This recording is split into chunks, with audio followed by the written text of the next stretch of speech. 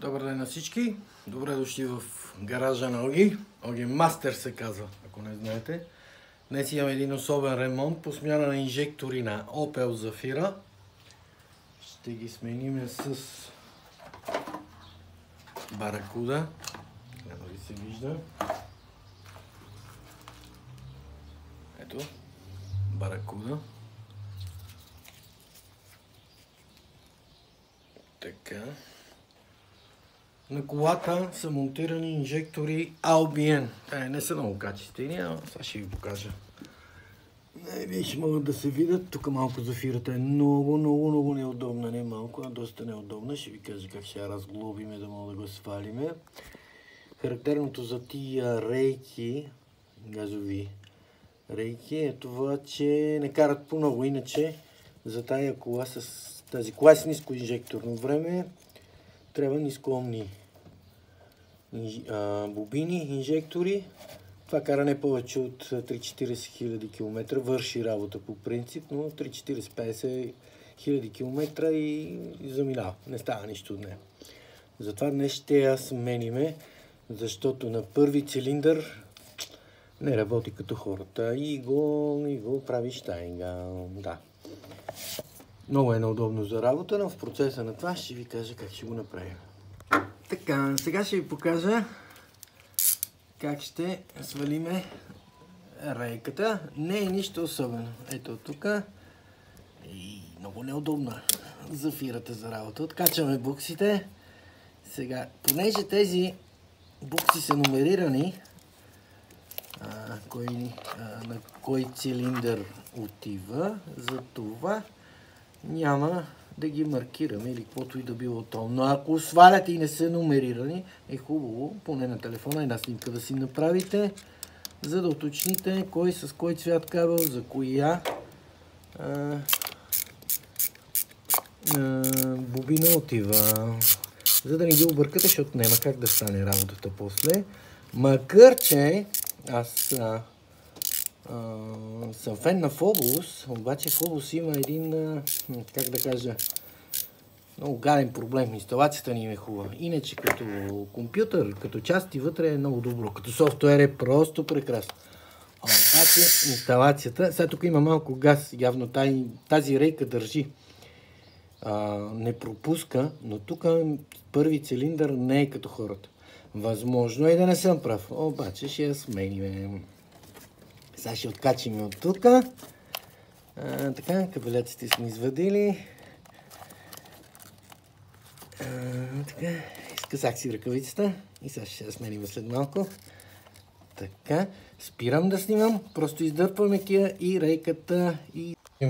Трябва да ви кажа, че всяка инжекторна рейка има инжектори и дюзи. Сега, това е дюза. Това е дюза от старата рейка. А на баракудата дюзата е ето това. И тук сега трябва да направим съответния отвор, който ще пуска дебит газ, гориво. Така, сега. Понеже този компютър тук, където го имаме толкова бърз, че 2 дена не ми стигна да намеря таблицата, аз предварително съм я гледал. Мисля, че трябва да тръгнем от 2 и 4 отвор. Сега, тази рейка по принцип има на колите от тези тип Валтек ли се водят, тия не ги знам. Това са такива бързаци един он.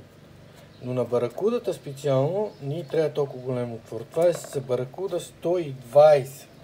Има ни баракуда 130. Аз дето я купувах от търговеца. Той монтира и газови уредби. Вика, не четете ли, защото аз викам, дай ми 130, понеже карам кола от 140 коня. Вика 120, че свърши работа. То не, че едното и другото няма свършат, ама е на неговото да е. Понеже е бизнесмен. Така, значи баракуда 120, то си пише. Не знам дали ще се види. Така. И сега, преди да монтираме тази рейка, тук са 4 инжектора. Значи, последно уточнявам. Това нещо, което го виждате, е инжектор. А това нещо, аз ако мога да изгубих, става страшно. Ето го тук. Това е дюза, която трябва да бъде разпробита в съответния размер. Другото, което трябва да знаете, отвора идва от обема на горене. Значи, трябва да се измери строк и бърн ход на буталото и диаметър на цилиндъра. И ще получиме, специално за тази кола се получава, трябва да купа една дъска да ви ги обясня тия неща. Значи се получава от 82 cc, това са милилитри. И по таблицата на Алекс може да не откара на 2,3-2,4 диаметър. Макар че на тези, тук където са монтирани, тази дюза тук е размерена 1,6, мисля, че ги направих. Аз като я взех тая кола, беха направили 3 мм, което е страшно много, хора. Това е страшно много. И това е много. И това е много, но понеже не работи като хората. Мисля, че не работи. Е много. Тези двигатели са много хубави. Трябва да ви кажа, че и да искате да го убиете, не може да го убиете. Това е с верига. Най-много някой успокоител нещо да даде фира. Иначе просто вековище. Значи това, ако го направите хубаво с оригинални части, просто ще кара 220-200 кусур хиляди. Стига успокоителите или водачи, както искат, така ги наричате на веригата, да не дадат фира. Иначе това, другарчета, не се троши. Не се троши. Тези коли по принцип имат проблем с прегрявания.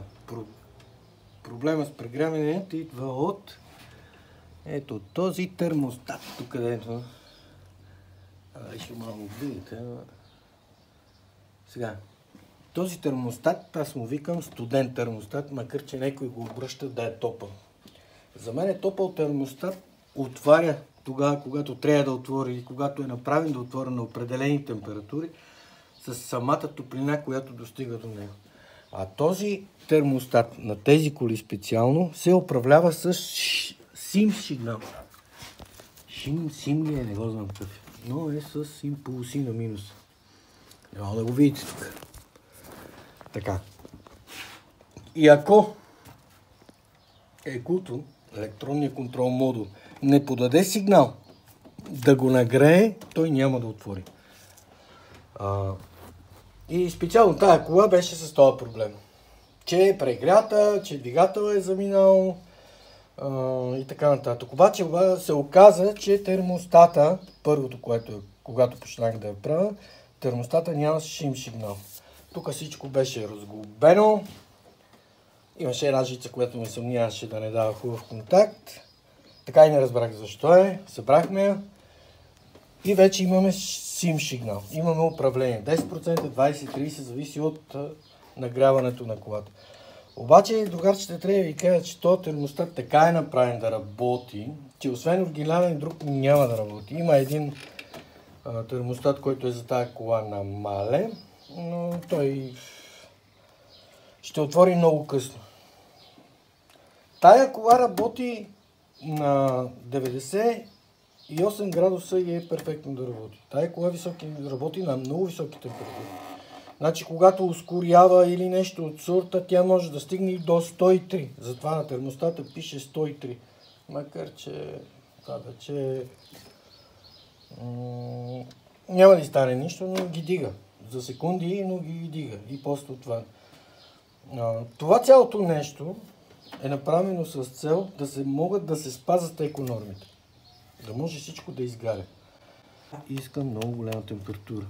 Другото, което трябва да знаете, при GM няма компромис с економите. Няма. Просто това трябва да ви ясно. Ако мислите, че на тази кола ще изкарате катализатора и ще може да карате, жестоко се лъжите. Да, ще бръмчи, но просто забравете. Просто забравете. Така че ако има катализатор, който е запушил или така нататък, Просто трябва да го замените. Тази кола без катализатор няма да върви, защото електронният контрол модул няма да ви реши алгоритъма за пълно изгаряне. След като не го реши, корекциите ще отидат много в минус.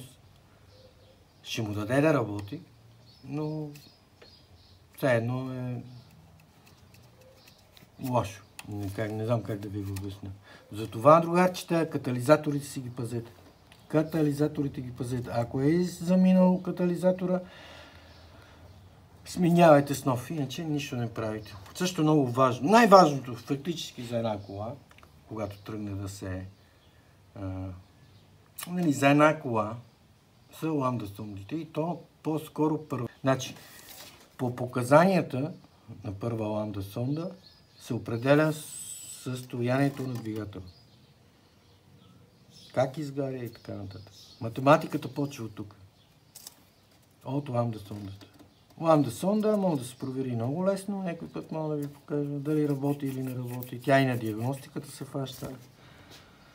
Но е много важно. Без катализатор няма как да стане. Лагалка има да сложите на втората ламда сонда. Значи, така че не се правете на тарикати, както си я получите колата. Цели екипи работят да докарат до това състояние. Ако колата е доста старичка, не се занимайте с глупости. Може да я направите, но без пари няма да я направите. Не ръчкайте там, къде не ви е работа. Това е съвет от мен. Вие си преценявате за вас. Така, продължаваме на това. Сега ще ви покажа как ще се разпробиват. Значи след дълго мислене и умуване решихме да ги подкараме от 2 и 2 дюзи. Понеже Алекса баракудата, ето вижте, слагаме тук. Обаче ми да напреди, че трябва да е много перпендикулярно и колкото се може да не бие бургията, за да не го направи по-голяма. Ама, вижте, това е афив работа, но все пак трябва да я разпробиеме малко. Затова сега аз ще подпра телефона да видите как ще стане номера. Изобщо ще се види обаче. Да, ето, така трябва да се гледа. Фащаме хубаво. Слагаме тук. Трябва да е много перпендикулярно, за да направим хубаво подпор. Това е. Повече нищо не правиш. Това е. Видя ли се нещо, не се ли, после ще го умуваме. Това е за сега. Да ви покажа как е целият процес, но той не е нещо, кой знае колко сложно, сами ще го вденете, като ви покажа след малко. Ето. Така, тук даже вече имаме и светлина. Ето вижте. Сега, тези инжектори, ето вижте как се монтират. Така, вкарваме изпарената фаза горе. Първи, втори, трети, кабелажа е лесен. Сега, тук виждате ли тази ламаринка зад инжекторите? Такива може да си намерите, ако вие се занимавате, ако ми се скъса. Мебелните магазини има такива не много дебели планки, хубави. Аз тая лично някакъв гардероб тук купувахме. И реших, че при монтажа не ми трябва. Между другото, пак да търся в интерес на истината. Че там има един мебелен магазин, обаче изобщо не е удобен за спиране с колата. И затова съм я служил. И иначе без тази планка, тези инжектори, айде застани. Така, те пак ще играят, но е хубаво, защото ще има, ето вижте, те пак играят, но ще има вибрация. Без тази планка просто няма как да застанат, разбирате.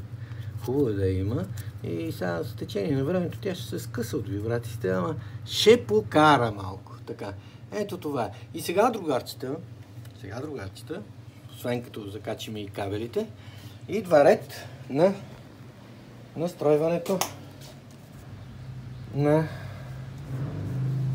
колата. Че да излезем от тук. Иначе този компютър, дето работа с него, SSD му слагах, RAM му дигах, името не мога да си кажа. Откъде дойде ти, бе, брат? Сега. Значи това е... Вижда ли се? Да, вижда се. Това е програмата за Zenith Bluebox. Както ви казвам, значи това е бюджетен клас, но монтирайте. Става. Работи се много приятно и сега почваме да го настройваме. И ще видим докъде ще я докара. Но, преди това да ви кажа. Значи, разбрахме се. Преди да монтирате или да настройвате газ, трябва да направите колата да работи перфектно на бензин. Разберете го. Колата не работи ли на бензин перфектно, на газ ще стане още по-зле. Или с една дума. Слушайте внимателно. Газовата уредба е паразит на бензина. Разбирате? Това е паразит. Той не може да измисли нищо. Той няма да ви направи. Той ще чете бензина. Той е паразит на бензина. Затова разберете го. Бензина трябва да е перфектно състояние. Преди да монтирате газова уредба, отивате при диагностик, ако има такъв, дето прави по-тънки диагностики, да ви я направи хубаво. Прави ви я и оттам я карате за газ и вече газаджията да ми направи. Не знам колко са тия газаджи и дето разбират и от двете неща, честно ви казвам. Защото ако тиете при газаджи, по моята работа няма проблеми, идете да ти оправят бензина и тогава е при мен. Затова ви казвам. Ако имате някакъв проблем, някакво прекъсване, накъсване на колата, съмнявате се в някой инжектор, което в много случаи не е инжектор да ви забива колата или да ви заглъхва, да прескача и така нататък. Това са сложни,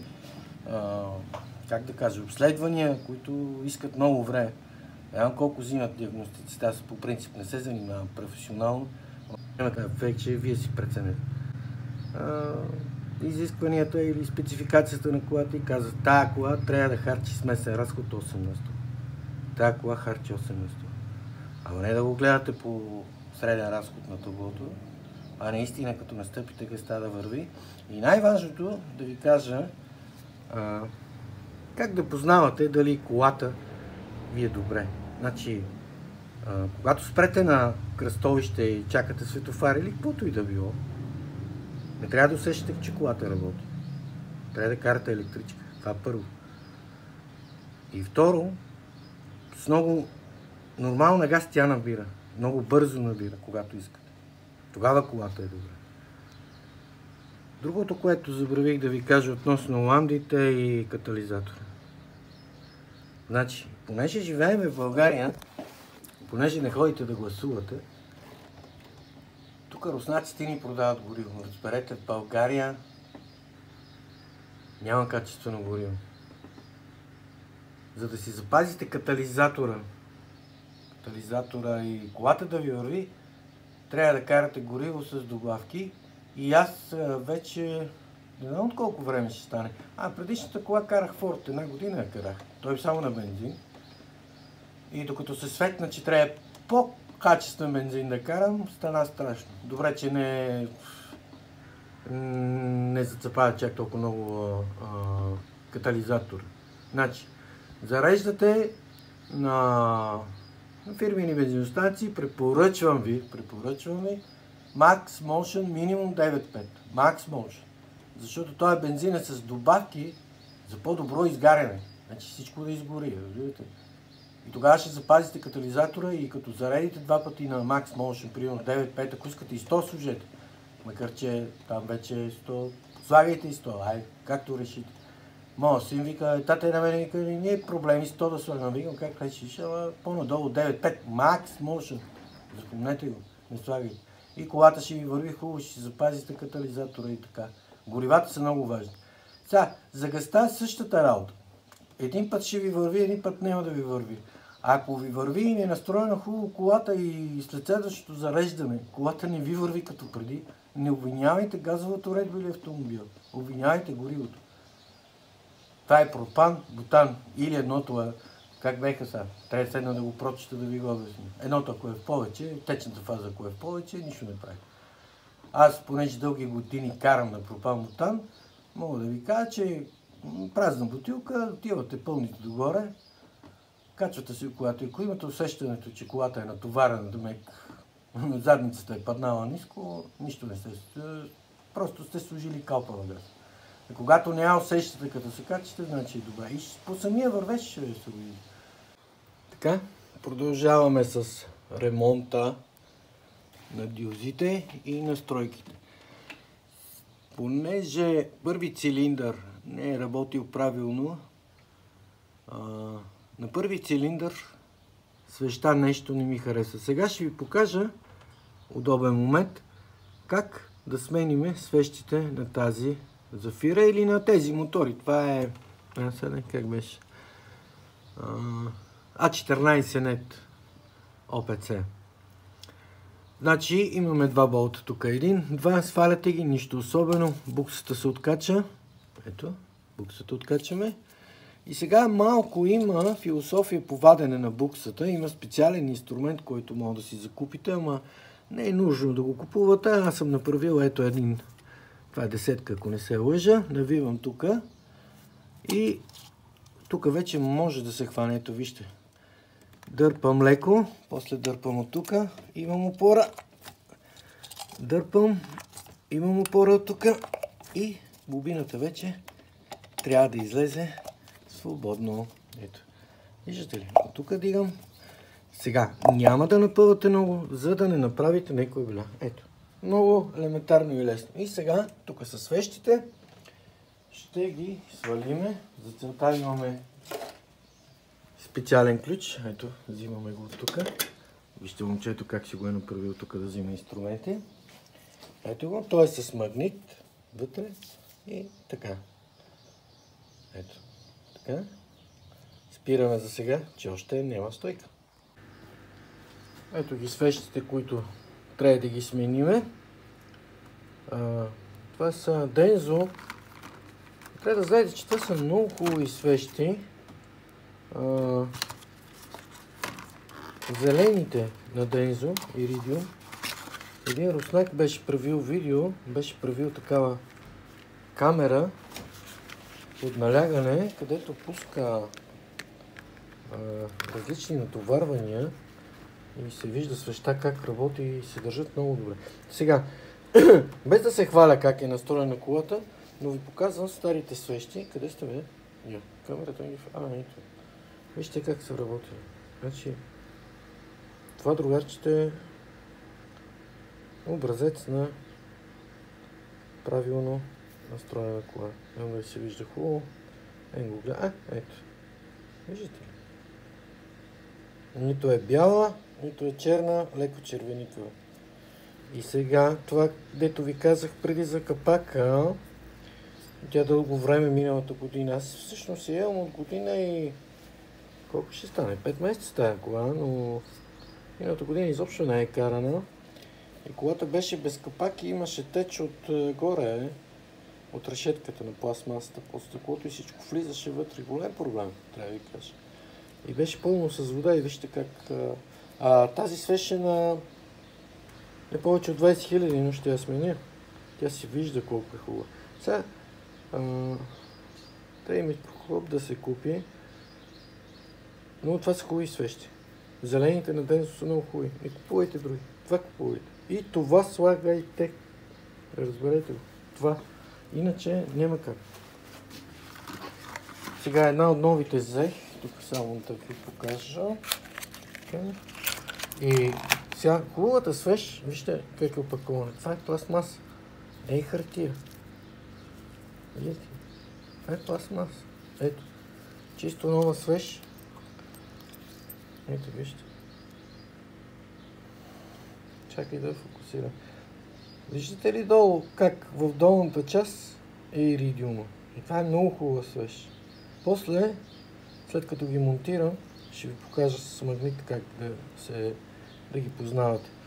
За Форда специално, понеже и сина ми и жена ми карат Форд, и аз имам Форд, ама в момента не го карам, дъщеря ми го кара.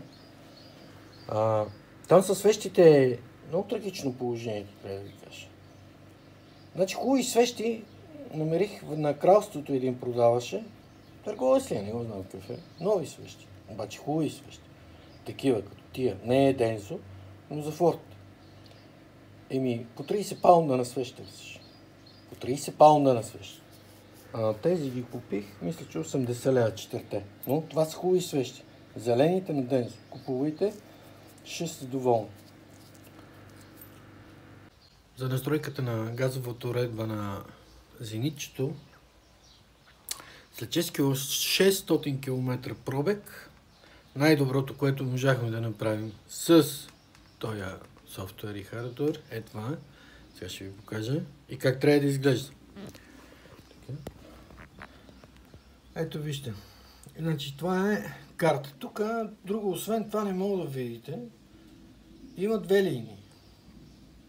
Червена и синя. Червената е бензина, синята е газта. И сега, както виждате, горе-долу е напаснато.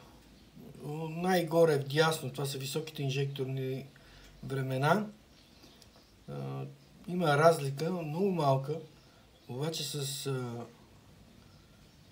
този софтуер няма да мога да я фана.